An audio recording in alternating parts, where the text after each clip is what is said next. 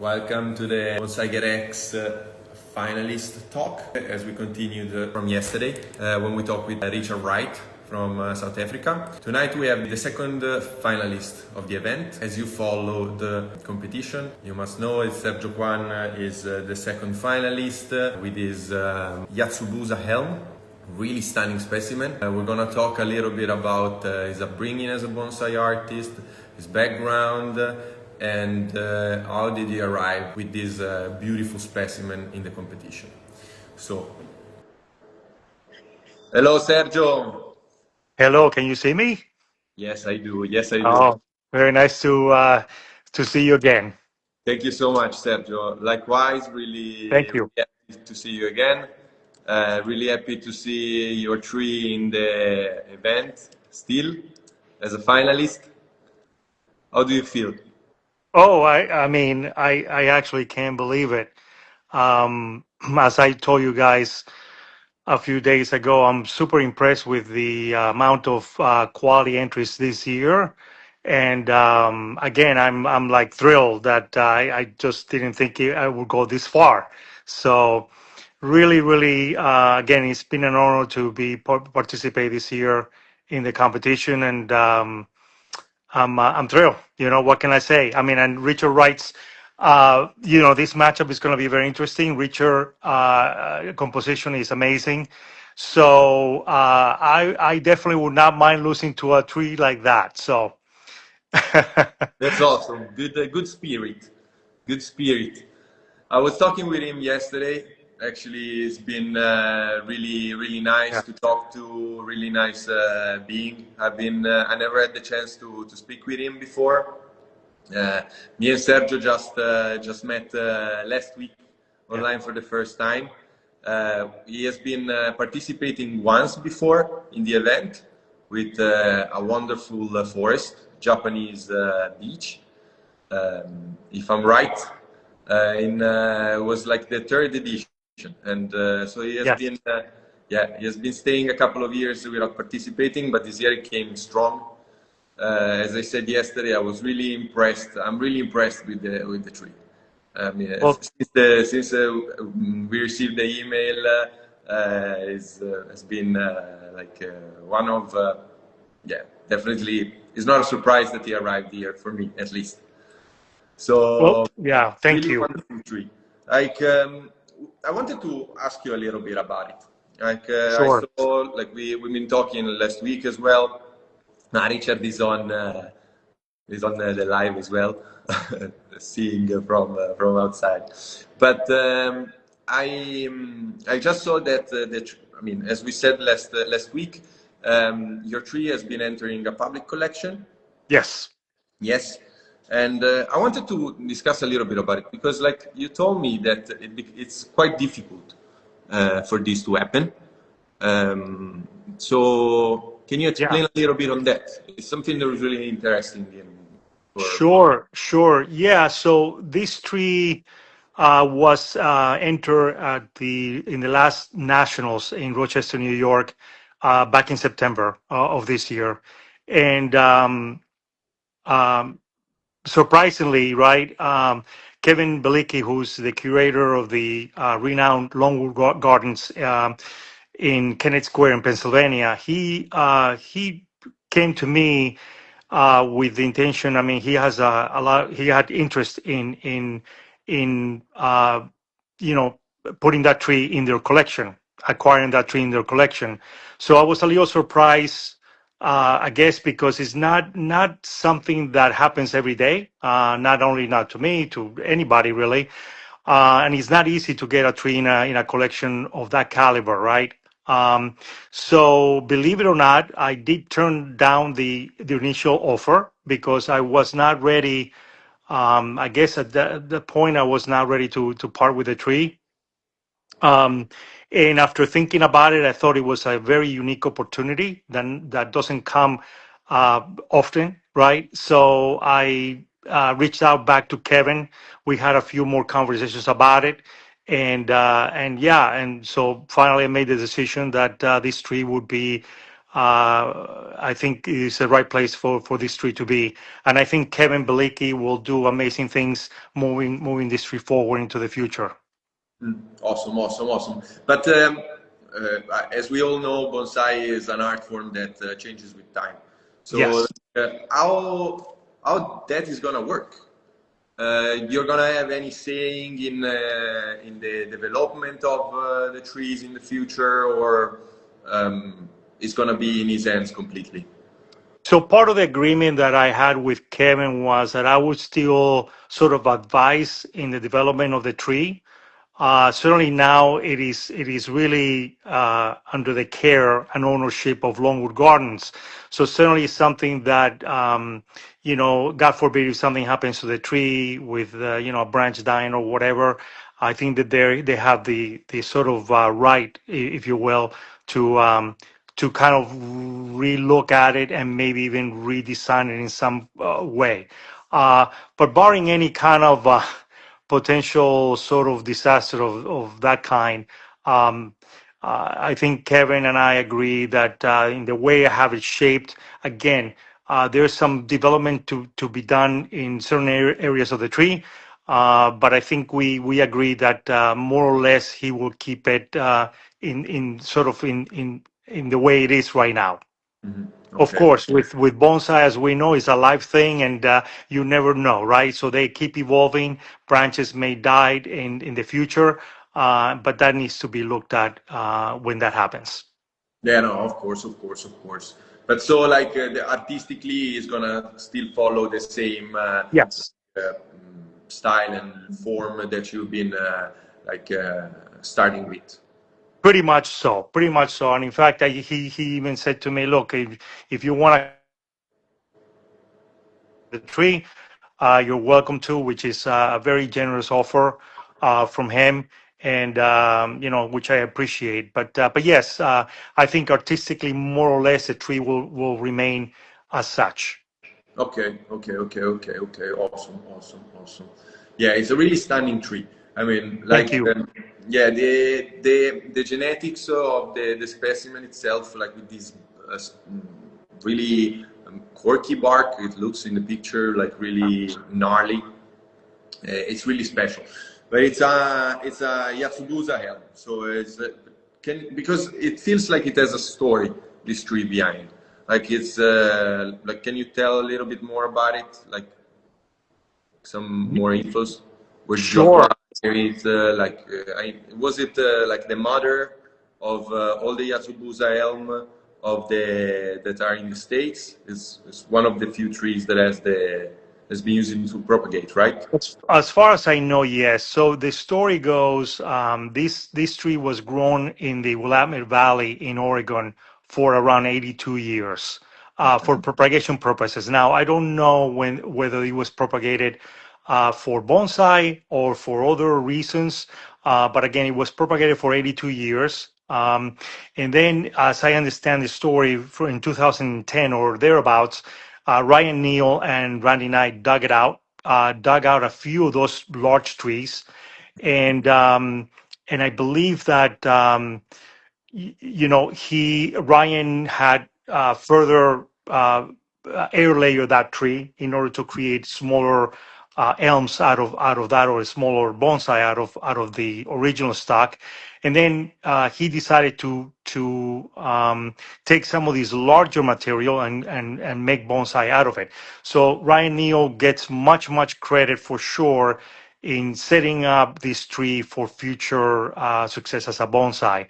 As I understand it, or as I have seen, I believe that there's only two that are as developed as the one that you're seeing here, which is the one that I have, and then Ryan, I'm not sure he still has it or he has sold it, but there's another one that Ryan has that is similar, but they're very different when you put them side to side. They're very sort of different in the way they're designed, but he has a very refined, developed one in Bonsai Mirai.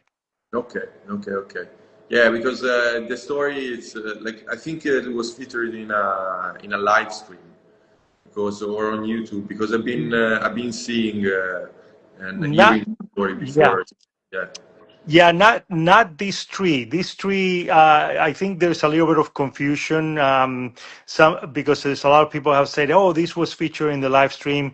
I don't believe this was ever. It was the other one, the sister tree, that was featured in the live stream. I think in at least a couple of live streams that Ryan had done. And again, I purchased this tree back in 2016 or thereabouts, and since then I've been developing ever since. Yeah. Yeah, yeah, no, no, it's yeah, definitely. I mean, it's. I understand why he keeps one for himself. It's such a Yeah, such a they're style. Like yeah they're the features are really peculiar. I mean, they're very special trees for sure. Yatsubusa Chinese elms tend to bark up as you have seen quite a bit. That's one of the main sort of attractions of or charms of the Yatsubusa elm. And aside from that, they have beautiful, and this is true for a lot of the Chinese elms. They have very small leaves and very fine ramification, which in a large scale as this tree is close to no, actually it's more than 4 feet without the pot. It's more than 4 feet tall. At that scale, um, everything, the leaves, the small ramification gives the tree quite a bit of really beautiful scale. yeah, the proportions get amazing. I mean, the elms, the Chinese elms, have been bred probably to keep this really fine Yeah, leaf. I mean, it's full in nursery, in bonsai nurseries all around the world. Here in Italy, it is pretty full. And but the feature of the Yatsubusa is a real. It changes completely the tree. It doesn't even look like an elm somehow. Like at yeah. least the ones that we have here in Italy, in Europe, or like the ones that are imported from China as well. But awesome tree. I'm really happy that is in the event this year. I think that yours, as Richard, as many other ones in the trees, have been really much developing the level of the entries. So really good job. Thank But you. yeah, I was going through the your website just before. I was like just trying to browse a little bit in your pieces, and like there's a lot of fantastic trees in it. Oh, thank you. Like I mean, of course, like the beech forest that you showcased in the last year. But how do you source your material? Like, are you working with other Yeah. artists that are giving you some gnarly trees, or you collect? You go through nurseries. What's your process? Yeah, it really varies a lot. I get asked that question quite a bit. It really varies a lot where I get the trees from. Um, it goes anywhere from eBay. For example, I have a well-known Arakawa, which is a twin trunk Arakawa, and that one was purchased about, maybe 14 years ago from eBay. Uh, but then from eBay, I go to like maybe somebody like Ryan Neal, right, for the Yatsubusa elm. And so it really varies where I've gotten my material from. Some of them have been from collections, folks that maybe are retiring from bonsai and they want to sell their collections, whatnot. Um, but so really, I don't have any one particular source. And of course, and I don't know how many of the U.S. people are joining us here now, but in the U.S. it's particularly difficult to find quality deciduous trees. I think it's easier, right, to find beautiful Yamadori. I mean, we have so much good Yamadori these days that makes your head spin. Yeah, they're incredible. But when it comes to quality deciduous, it's very difficult to find even good raw material. Mhm. Do you think it's Hopefully that coming? will change. Sorry, Sorry? go ahead. I say hopefully that will change, or that will improve in the future. But it's something that it's a problematic that it's related to your area. You're from New Jersey, no, but it's Yes. it's all over. It's all over the U.S. It's very tough. We have very strict importation laws, all that stuff. So it's very difficult to bring in, quality material. It exists for sure, right? But it is hard, and yeah, it is difficult. It is difficult. I mean, we have some growers now growing deciduous trees. I think a lot of them, or a couple of them in the Pacific Northwest, and they're doing some great stuff. I think part of the problem that I find with deciduous material is that a lot of growers grow the material for the trunk size, but they don't really pay too much attention to the nebari, which is, as we know, is the most difficult thing to change in a bonsai. So you often find very big material, but very poor nebaris, and that's problematic. But I think that that's changing. That's changing, at least in the U.S. I can't speak for other regions, but in the U.S., I think things are I think improving in that sense. Okay. Yeah, it takes time to make a good deciduous It tree. really does. It really does. That's why you don't see that many. And when you see one, it's like, it takes many years because, again, for conifers, and again, conifers, not to take anything away, because I love working on conifers, pines, and whatnot. But with conifers, you can hide certain aspects of it because you can, shift branches here and there. Obviously, you always have foliage on conifers, where deciduous, if you have any flaws, for example, right, like an inverse taper, you are going to see it in the wintertime. So it is difficult, and it's a game. It's kind of like what I say, it's a marathon. It's not a sprint, right? So you have to be very patient, and year after year after year, you have to I think one of the most important things is the timely application of techniques, right? In order to develop those deciduous trees into what they could be, in the future. Yeah, no, definitely. I mean, we have great examples here in Europe. Like when I'm thinking about deciduous, I'm thinking about Croatia. I'm thinking about Andrea's Yeah. work.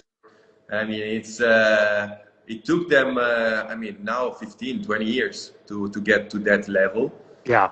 Starting from really big trunks, really special looking trees, Yes. big branches that need to be fixed in taper and really much worked on, like going multiple times through the studio. And I mean, also like the peaking techniques needed to be evolved in these 15 years, like for them Yeah. to take out these huge trunks with great features and genetics, and they can turn them into some Sure. great Yeah, looking. what you're saying, it brings to mind the great trees that, for example, Walter Powell has with the Carpinus orientalis. I mean, and I know Andrea has collected a few as well, and they're just amazing materials. Certainly, I think you need the artistic eye to, as you pointed out, to kind of keep developing those trees into what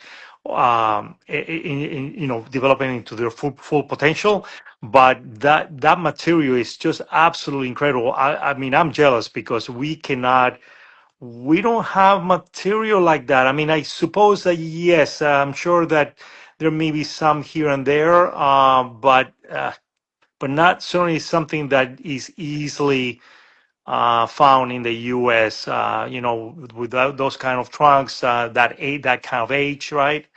But those Carpinos for example, Walter Powell has, they're just amazing.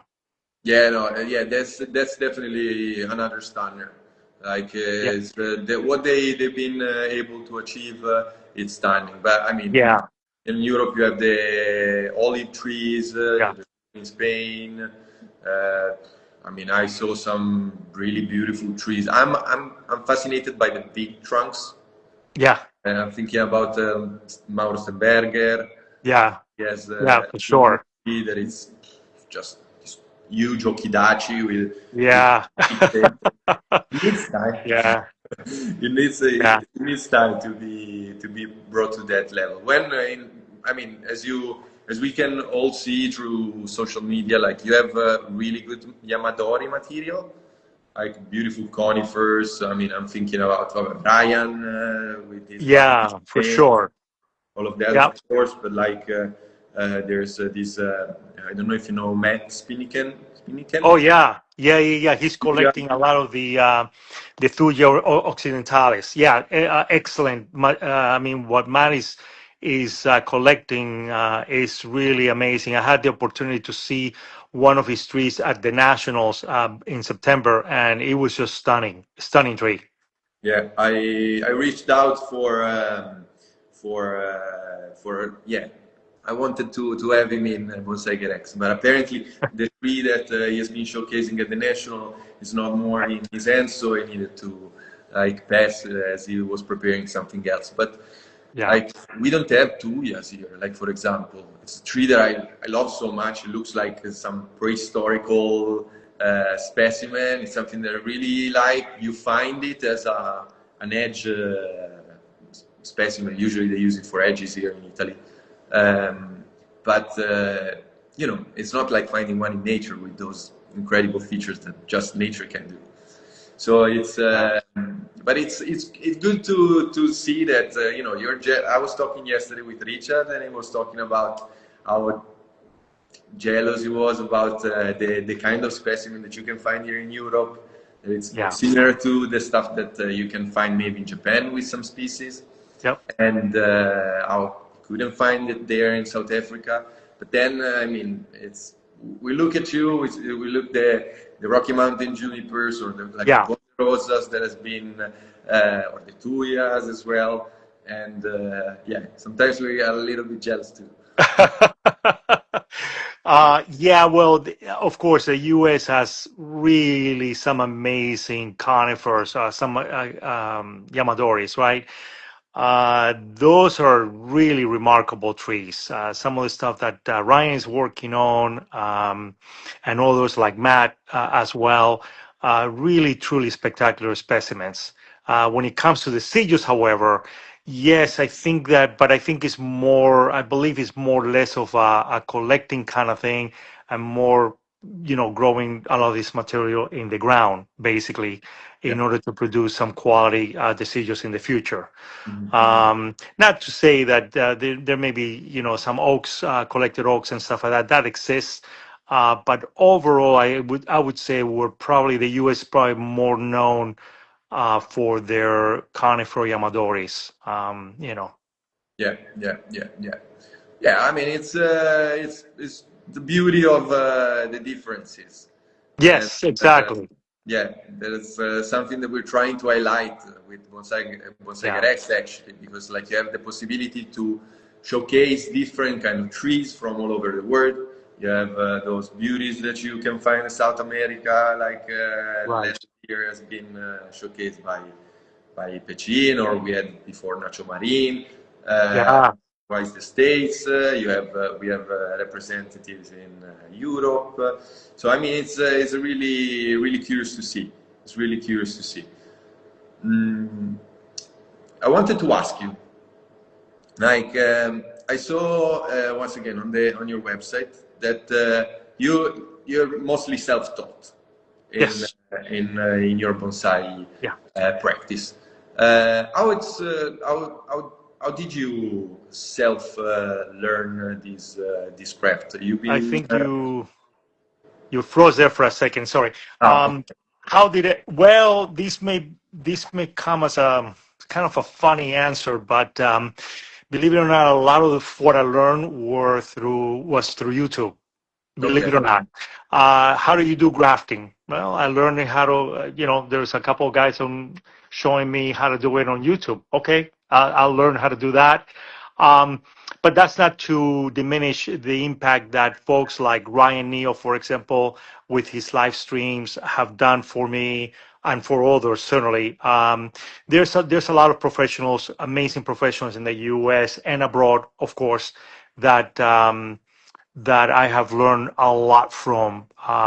We have the benefit these days of, having the internet, social media, all that stuff. So communication has become sort of like, just an amazing informational kind of sort of source when you're trying to learn something. But YouTube and live streams and all that, yeah, I did not have the luxury or the privilege of, for example, going to Japan. My life took me someplace else, and I've been to Japan a couple of times, but never really as an apprentice. But here we are, right? So yes, most of the stuff that I learned was just through just trial and error, trying to learn how to do grafting, how to do this, how to do that, and little by little, I try to kind of figure things out. The artistic part came easier for me, I will be honest, because I'm a trained illustrator and painter, artist. And so the aesthetic part of it came a little bit easier. Not to say that I have figured that out. That's still very challenging for me. But that came a little bit easier than the scientific horticultural part of bonsai. Yeah, I mean, I think that we have some kind of similar background and experience in learning. Like both me and Davide have like a design background. I studied graphic design, and Bonsaigers was just like an artistic outcome in the beginning. Yeah, So I really understand these difficulties with the horticultural part more than the artistic part, because like I don't know, in my opinion, like the artistic touch is difficult to be taught. You get yes, presses continuously and you develop, and you get some kind of yeah, uh, feeling that is difficult to teach, and also difficult to get advices on. agreed, Like agreed. every, It, it's the master figure in bonsai and the Japanese structure and tradition is really brought into space, and I mean in the craft. And I mean, of course, like learning from somebody that you stay a lot of time, that has been putting the 10,000 hours, and it's a really important thing. But when it comes that you from when you're coming from a self-taught perspective, like it's especially the artistic part is difficult to given up to be given up to. very, I don't yeah. know what your thoughts about this. Yeah, Mm, I completely agree with you. The artistic part is something more abstract, right? So when I do my workshops and stuff like that, I think you can teach for sure the basics of what makes a bonsai good. Um, you have your main branch, you have your left branch, you have a back branch, et cetera, et cetera. But there's some basics that you can easily teach. But then there comes a point where it's like, well, why do you leave that branch that is hanging down or up? Why do you leave it? Because again, we're taught that anything that goes up or down, we immediately cut it off. And for the most part, I think that is true, but not always. And that not always part of it is the one that is difficult, because every tree, every is a unique case. And it's tough because for me, coming from an artistic background, I'm not the one taking out a ruler and saying, well, proportionally, this is, I, I, I just go by feel, what feels right to me. Um, and feeling is a very tough thing to kind of explain and teach, right? So it becomes it really is difficult. It is difficult. So I would agree with you that artistic part to a point becomes, and it starts becoming very, very difficult to kind of teach those nuances of why do you make that decision versus this other decision. yeah, yeah. It's definitely you gotta train your eye. And I think Yeah, that the way, like, I mean, we're so blessed in this era where, you just open your phone and you can just take tons of inspiration, endless inspiration.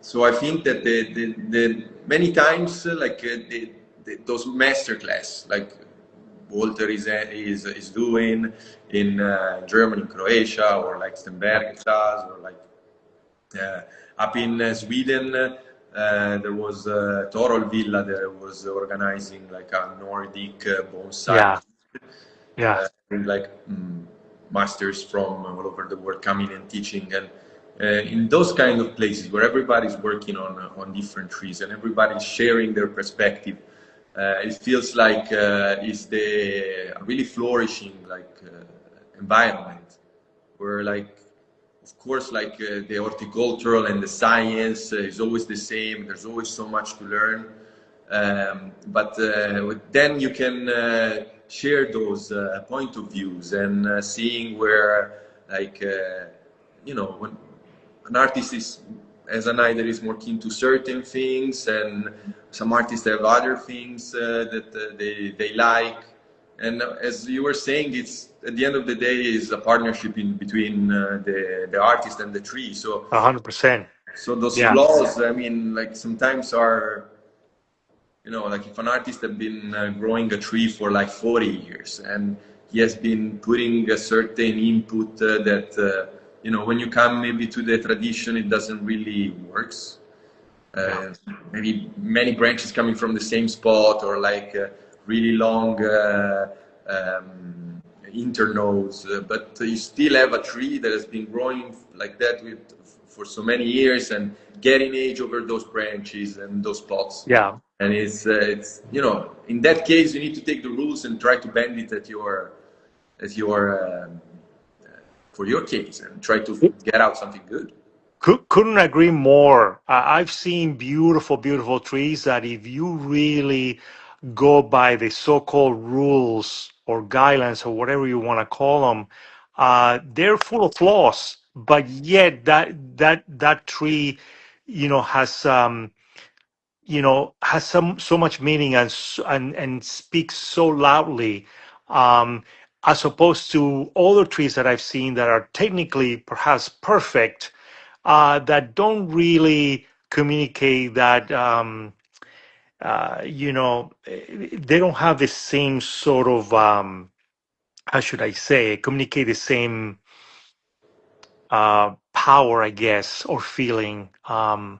They just sort of fall flat for me. They may be beautiful in their perfection, but somehow they're lacking that sort of, I guess, artistic, dimension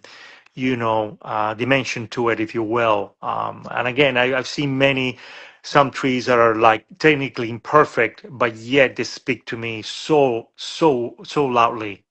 Yeah, yeah, no, it's definitely. I mean, bonsai in a certain part of the world is a huge business, and Yeah. there's so many trees that are being made, and we can see it in our small garden. I mean, we have like around 200-300 trees. It's not so small, but like there's like when you're working on many trees, it's easy to fall into the kind of cookie Yes. cutter style. Yeah. Yeah.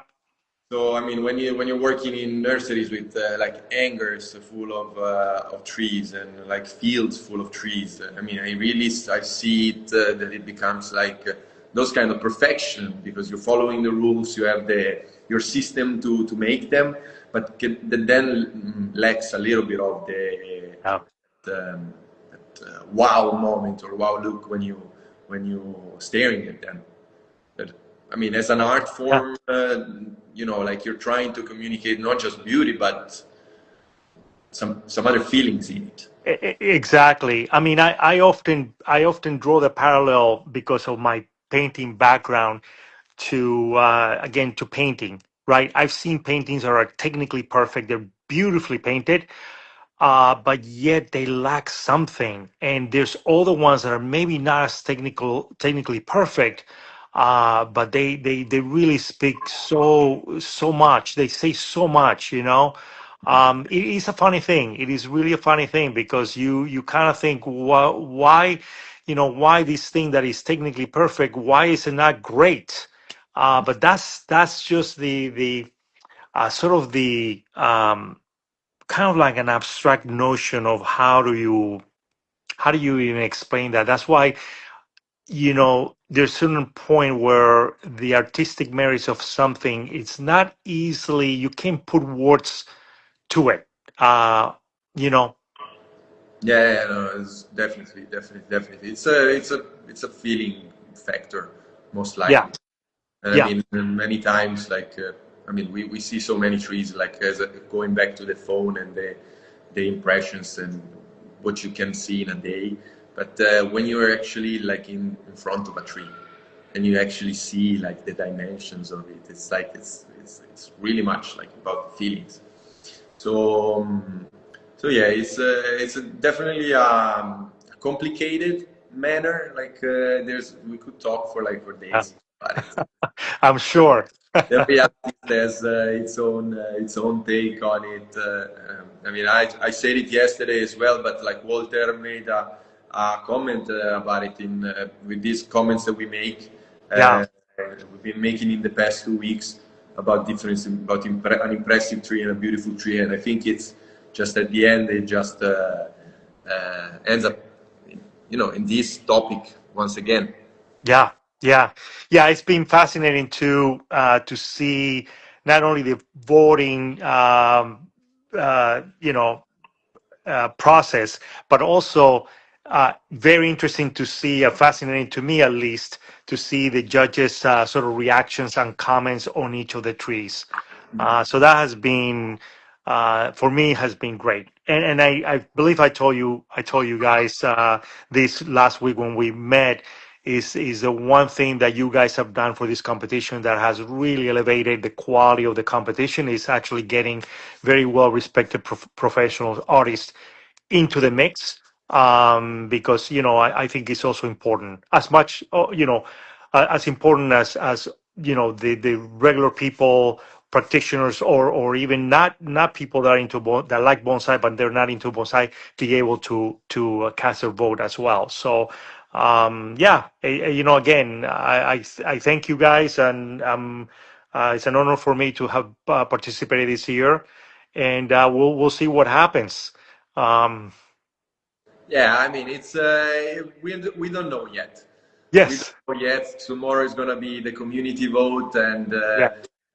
look, going back to the beauty and the impressive. Everybody has a different feeling. It could be that somebody has been growing in a, I don't know, in a cypress swamp and Yeah. has an incredible attachment to something that is just imprinted in their mind and would favorite Richard tree. Somebody that has the exact opposite and it's like just like uh, like growing close to like an elm forest, and Yeah. your tree would speak more to them. So I mean, we really don't know what it's gonna be. Who knows? The community has yet to speak. Starts tomorrow, so we'll see. It's We'll gonna be see. a nice Very first start. exciting. Very exciting. But in any case, whatever happens, again, just a privilege to be part of it. Yeah.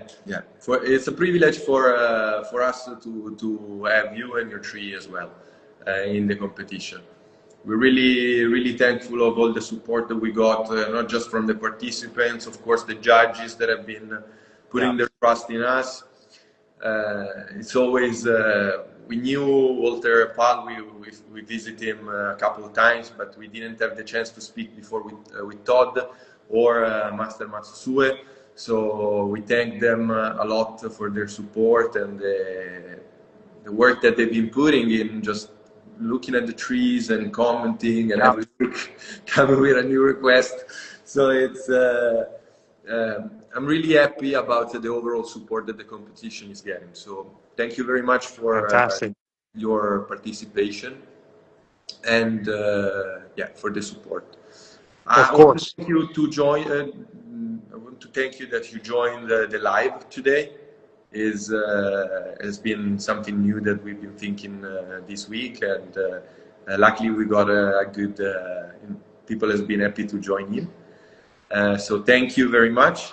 I would like to ask you if you have anything that you'd like to say, closing the conversation, and about the event or about what you want, something that you. No, yeah, no, thank you. I think that is events like the ones that you have put together, which By the way, I don't think that there's anything like it right now. It's really an opportunity for folks like myself to share their work with a larger community, but also, it also promotes bonsai. It also promotes positivity. I think certainly in these days we need a lot more of that. And I think again is a great community. And again, I'm glad that people all over the world can what was happening in the bonsai world. But again, it's been a privilege for me to be able to join this competition, to join you certainly today, but join the competition once again this year. So yeah, and I hope and I trust that I think you guys will keep growing, in the future. So. Yeah, we're gonna put everything that we can in try to make that happen. So thank you Yeah. very much. Thank you very much for your kind words. Once again, thank you for participating in the event and the call today. And I wish you good luck for tomorrow. Thank you. We will see what is gonna happen, and I wish you a good day. You still have a few hours ahead. Yes, it's only almost quarter to three, so a little bit of the day left. But thank you so much for inviting me today, and yeah, we'll see what happens. Exciting. Nice, awesome, awesome, awesome. For everybody's watching, Sergio and Richard are gonna competing tomorrow from 12. So we invite you to come and vote for this matchup. And also, right now in the stories, you can find the third placement final. So there's Andrea Zokic going against Tommaso Mancini. And the winner of this matchup is gonna become the third placement of the event. So we thank you all for joining in and participating in the live stream. If you want to see the other participants that have been participating in this year event, you can go on the website, bonsaigers.com, on Bonsaigers X, you can find the participants. Take a look, guys. They're amazing, amazing trees. Amazing trees. Yeah, there's some really nice trees, and like you can see the development of each specimen. So it's really interesting for everybody that is practicing or that it's just finding for some inspiration for their work. There's some good transitions there, really good.